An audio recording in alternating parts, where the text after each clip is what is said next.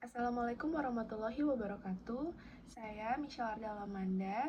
Di sini saya akan memaparkan materi mengenai quadratrix Hippias, sebuah konsep kurva dalam matematika Yunani kuno yang memiliki peranan penting dalam perkembangan ide fungsi dan geometri analitik di kemudian hari. Pembahasan akan mencakup latar belakang, proses pembentukan, konsep-konsep matematis yang terkandung, aplikasi, serta nilai historisnya. Hippias dari Elis dari 460 sampai 400 sebelum Masehi. Hippias berasal dari kota Elis di Yunani dan dikenal sebagai seorang filsuf sekaligus matematikawan pada abad kelima sebelum Masehi. Salah satu kontribusi terbesarnya dalam bidang matematika adalah menciptakan quadratrix, yaitu sebagai kurva yang dirancang untuk menyelesaikan dua permasalahan klasik pada masa itu, yakni triseksi sudut atau pembagian sudut menjadi tiga bagian sama besar, dan kuadratur lingkaran atau mencari persegi yang luasnya sama dengan lingkaran tersebut. Melalui quadratrix, Hippias mulai memperkenalkan pendekatan matematis yang bersifat mekanis dan dinamis. Pengertian quadratrix. Quadratrix merupakan gabungan dua gerak serentak. Quadratrix terbentuk melalui perpotongan dua gerak yang terjadi secara serentak dan beraturan. Gerak pertama adalah sebuah garis yang berputar secara konstan dari posisi horizontal menuju posisi vertikal.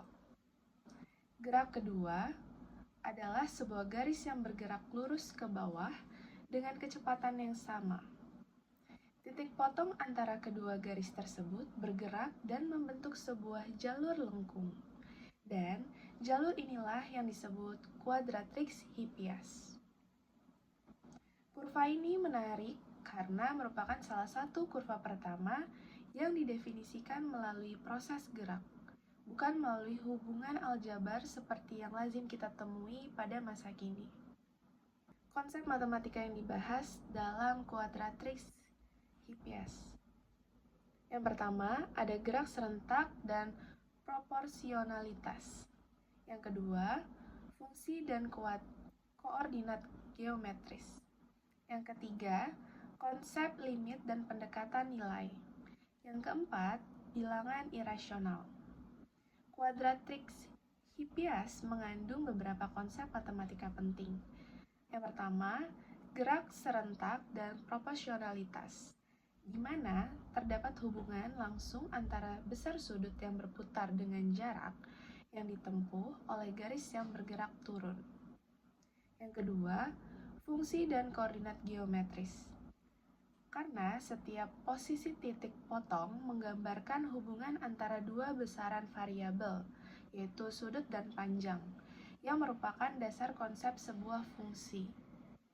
Yang ketiga, konsep limit dan pendekatan nilai, terutama ketika quadratrix digunakan untuk menghampiri luas lingkaran. Keempat, muncul gagasan tentang bilangan irasional, sebab panjang tertentu yang dihasilkan tidak dapat dinyatakan sebagai perbandingan dua bilangan bulat. Aplikasi geometris pada triseksi sudut dan kuadratur lingkaran. Dalam konteks implikatif, quadratrix digunakan untuk dua tujuan. Yang pertama, untuk melakukan triseksi sudut, yaitu membagi satu sudut menjadi tiga bagian sama besar. Suatu masalah yang terbukti tidak dapat diselesaikan hanya dengan penggaris dan jangka.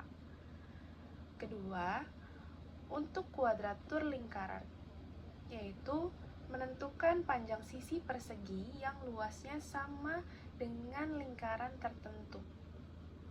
Walaupun hasilnya tidak selalu eksak secara konstruktif, metode quadratrix memberi pendekatan mekanis yang lebih maju dibandingkan metode geometri murni pada zamannya.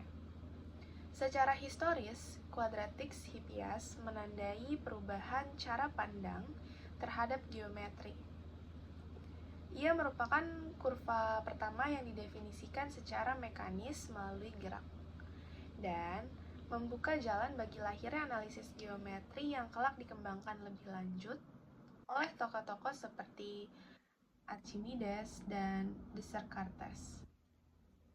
Kesimpulannya adalah dapat kita simpulkan bahwa quadratrix Hippias bukan sekedar hasil eksperimen geometri atau geometris, melainkan sebuah inovasi konseptual.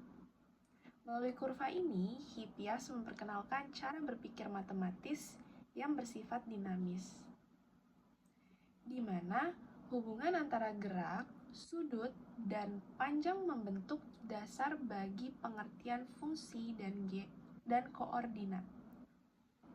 Quadratrix juga menunjukkan bahwa keterbatasan alat konstruksi klasik tidak menghalangi lahirnya pemikiran baru yang lebih abstrak, yang kemudian berperan penting dalam perkembangan matematika modern. Sekian dari pemaparan yang bisa saya sampaikan, kurang lebihnya mohon maaf. Saya terbuka untuk masukan serta diskusi dari Bapak Ibu sekalian. Sekian dari saya, kurang lebihnya mohon maaf. Wassalamualaikum warahmatullahi wabarakatuh.